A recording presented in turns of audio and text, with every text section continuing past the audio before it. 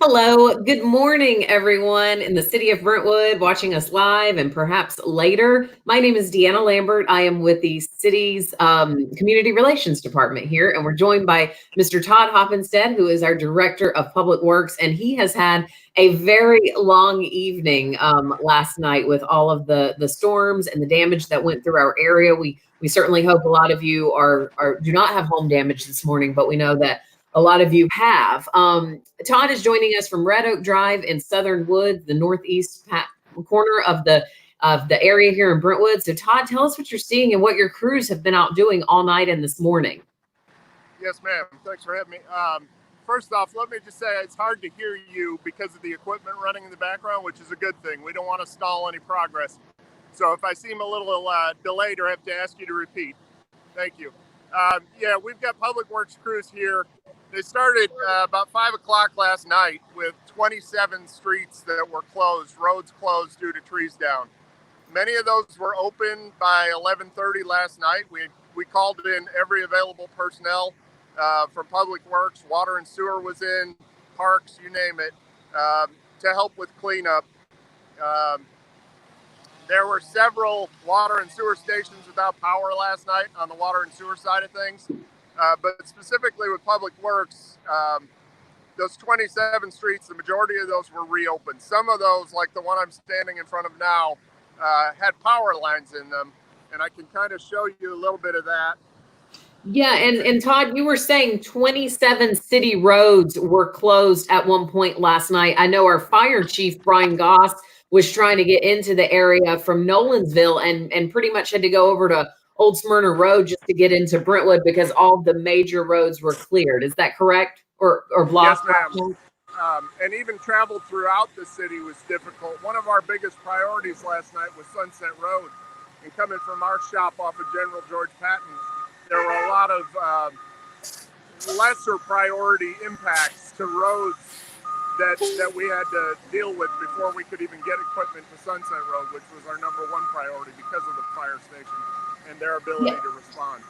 And I'm sure there's a lot of neighborhoods out there today that are experiencing with the power outages. I know I've heard from friends in Chenoweth, the power is back on there, but there's plenty of portions in Belle Reve and McGavick that have some power restored. But there's many of you who are still in the dark out there today because of these down power lines, right, Todd?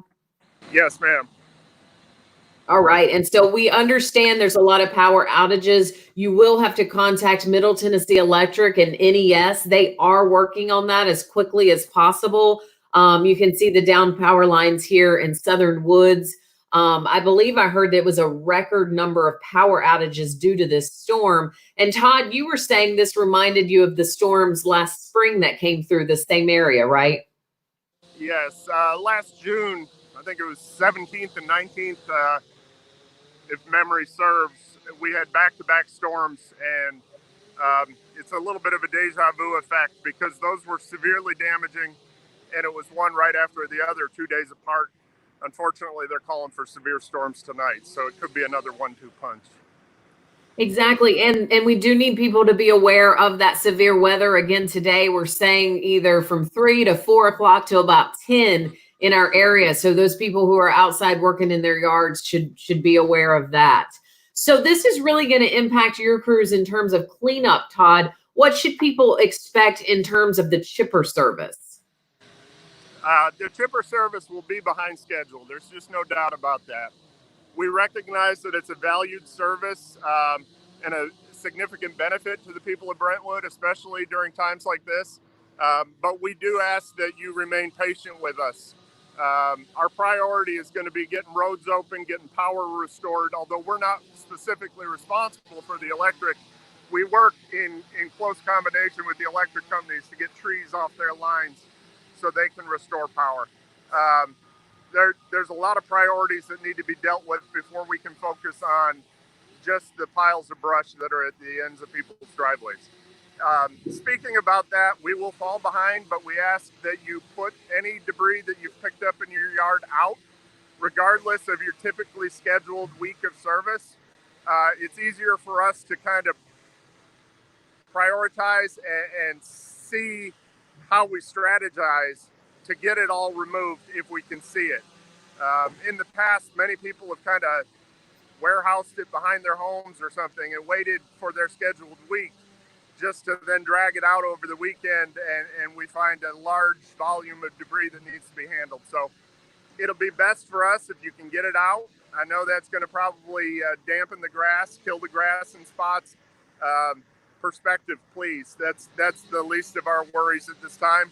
We will get to everybody, but I do expect we'll be behind. We're going to be playing catch up for several weeks, probably the entire month of May, and that's before any other weather events like the one forecasted for tonight. So we could fall even further behind, but we will get to you. And let's talk about what residents can do to help your crews out. There's lots of rules regarding the chipper service. Talk about the maximum size of loads that you can pick up, and brush being a maximum of 8 feet long or shorter, or not taller than 3 feet. Kind of explain the rules that people can help you with. Yes. So what you see here today is some heavy equipment removing large trees and piles. However, the majority of our debris is picked up by staff members that physically pull it from the curb line and feed it into a chipper. And that is very labor intense. So we vulnerability to injuries and safety concerns. So we ask that everything be cut to a maximum length of 8 foot. We do not accept things larger than 6 inches in diameter. We will relax a little bit on that, given that this is storm damage, but not everything will be accepted, unfortunately. We cannot take debris that's been cut or pruned by a contractor, and that goes year round. So as we're seeing a lot of trees down that are far too big for the average homeowner to deal with themselves, things that are in power lines, things that are on homes, as you're calling in contractors, please discuss with them that there is the expectation that they remove that. We don't want you to have to deal with them coming back a second time, potentially an additional cost, just because we were unable to collect it. So we appreciate your help with that. That's just not the intent of our service. Our service is designed for routine trimming, landscape maintenance around people's homes that's done by the property owner themselves. And we try to relax in times like this and take more than we typically can. But unfortunately, we still have to draw the line somewhere. Yeah, and you use large equipment. The Great All machine, I believe, is maybe behind you, or we have pictures of it. It's important that people don't stack their brush or their clippings too close to an object. And can you explain why that's important? Yes. So we appreciate when you cut it to length and stack it neatly. Obviously, an organized pile is easier for us to pull apart.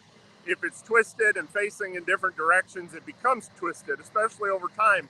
The weight of that will kind of compress, and that pile will settle over time, and things will become twisted, even if they weren't intentionally placed that way. So we ask that you set it off to the side of the road in a spot away from a fixed object, such as a mailbox, a power pole, a culvert next to your driveway, fire hydrant, those types of things, because some of these piles will require the additional equipment. And as we bring in that equipment, as you can see, hopefully behind me, when the equipment starts running, it's just very difficult for them to try and sneak in between all those objects. Case in point, we got a mailbox and a power pole here, a head wall for a drainage structure, a lot of things that we're trying to contend with. Now, obviously, this wasn't placed there by any intentional method. This is where it fell, so we'll deal with that. But as you place your debris out, please put it in a spot that's easily accessible for us. And great advice there, Todd. That will certainly help your crews speed up this process. But again, like you were saying, just if we can ask residents to please be patient with the service. This is something Brentwood, I know that chipper crew is very proud of their work out there, and we're proud of what they do. All of the chipper rules can be found on our website at brentwoodtn.gov. You can also, if you're watching us on Facebook or YouTube right now, we also featured a video about that new Great All truck when we got that, I believe about a year ago, Todd. so you can see exactly how that truck works. And we also need to remind people we've had it in place for a while, but those paper bags are still what you need people to put their debris in, correct? Yes, we've got 2 Gradalls out working today, both with claws. If you can see the one behind me has got a big claw. It's a very powerful piece of machinery. Those are typical in our fleet. We bring them out at times like this. What you're referring to is a grapple truck. It looks a little bit different. It's an all-in-one. The truck has the claw on it, and that runs as part of our chipper program. We just recently added a second one to our fleet to help with those injuries I talked about earlier. All right. And we can't forget the other thing that's going on out here right now. Obviously, COVID and the coronavirus, all your crews are still taking proper precautions to make sure they're safe during this time for multiple reasons, storm and disease at this time. Yes, ma'am. It's important for people to keep in mind that these folks have been working, some cases around the clock. They have families at home that are dealing with the virus, as well as a lot of people have damage to their homes. I have some employees who have trees laying on their house, cars that were crushed in the driveway. Unfortunately, they're in here working. They're not at home dealing with their own mess. They're trying to help the citizens of Brentwood. So we appreciate everybody's effort, but please be patient with us. I also want to thank Brentwood Baptist Church has several volunteers out here helping to remove some debris from private property for people who just can't handle it themselves. So that's a great effort. We appreciate everybody's help. Let's just try to work together. Wow, big kudos to your team today. I know that those are dedicated folks out there, and again, thankful to be in the volunteer state always as people show up when things happen like this. So, again, any questions for Mr. Hoppenstead? We have a couple of more minutes on here. It looks like your team's moving on to another location right now. I think that truck is full. They may be moving on. There's a lot more work in this immediate area. And even if we get the street here on Red Oak opened, I think you can see now the power line that I can literally reach up and touch. So this road will remain closed to traffic. In fact, it's out of service, so it's not energized, but you can see it's wrapped around the top of our Gradall truck right now because of our work to get that tree clean. So again, we're working with the electric companies as best we can. They're not on site at the moment, but when they get here, they'll restore their efforts. All right. And we have a question from Mr. Brian Morgan, who's watching today. He wants to know if there are residents out there who might have time to help today or this week. How can they help? Should they just email us? Our general email is info@brentwoodtn.gov, or I'm sure you're welcome for them to reach out to you, Todd, too. Yeah. At this point, it'll be difficult for us to try and organize any volunteer efforts. We're just a small size department. It's a challenge for us to take on that additional work. But as I mentioned, Brentwood Baptist Church has some people out here. I'm sure they would accept volunteers regardless of your beliefs and practices. So I know Mr. Morgan is a leader in our community, but if he's looking to help or has people that are interested in helping, that might be a direction to go. All right. And yeah, I do want to mention we have about 20 people watching live here this morning, Todd. So I know that this information is going to a lot of people. We do also want to mention that overnight, our water crews, our water crews director, Chris Milton, indicated we have 26 pumping stations in the city of Brentwood. And at one point last night, 19 of those were offline. So again, water crews in overnight, making sure that all of those came back up to speed this morning. And I know you all work together at the service center, Todd. Did you hear anything else from Chris Milton?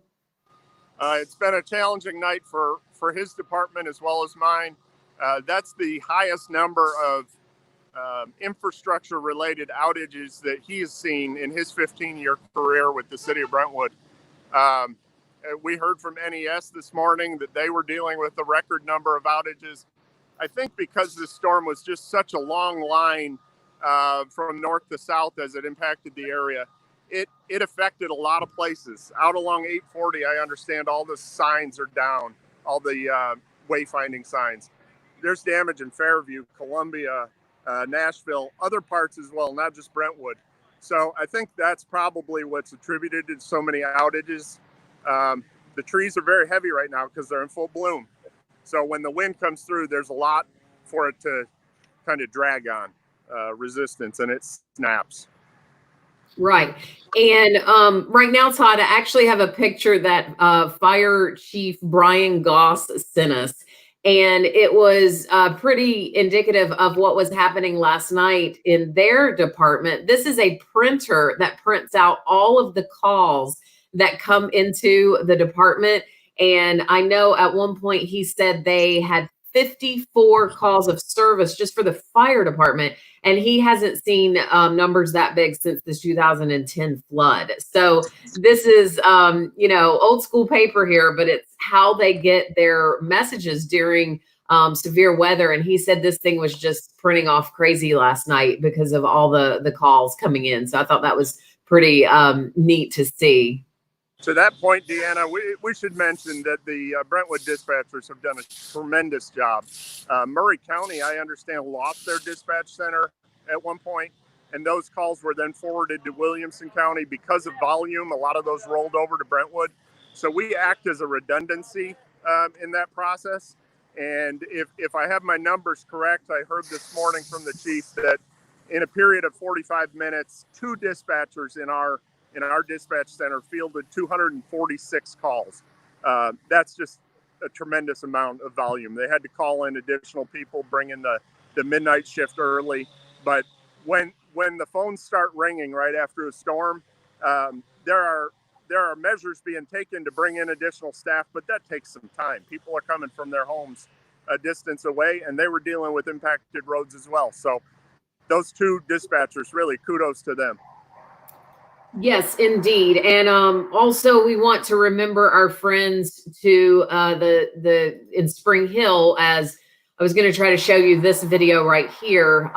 In the middle of the night last night, our Brentwood fire and rescue crews helped escort the body of Mr. Mitchell Earwood, who unfortunately lost his life after a tree fell, I guess, somewhere on his property and ended up killing him last night during all of this weather. So we certainly want to remember our friends down in Spring Hill as they're dealing with that impact to their service today too.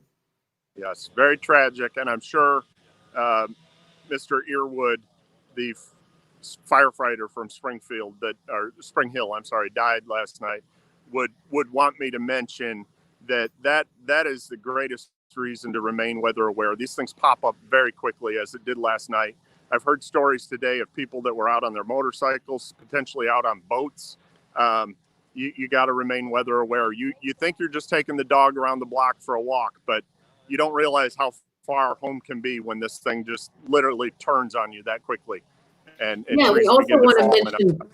Yeah, we also want to mention the safety of those power lines. I do see someone walking near those power lines back there, and you certainly don't want to approach any of the power lines right now because we do not know if those will be, if they're active. We certainly want to make sure children who are out of school and outside playing today certainly stay away from those power lines because of the danger of those. So just make sure that if your kids are out and about today, that those power lines, they stay away from them. Again, the power outages, the city of Brentwood actually doesn't have any control over the power, as we do not offer that service, but we certainly know that this has been a record number of power outages in the area. I've heard from a few people in Chenoweth that the power's back on. Portions of Belle Reve and McGavick are back on.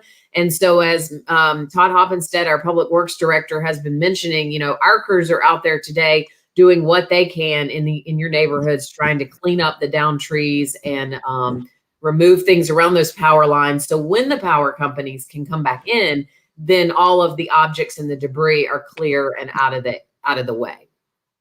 That's absolutely right. And a great reminder as well is, as people have been without power now for 15 hours or longer, many people have taken to their own backup generators, which is fine.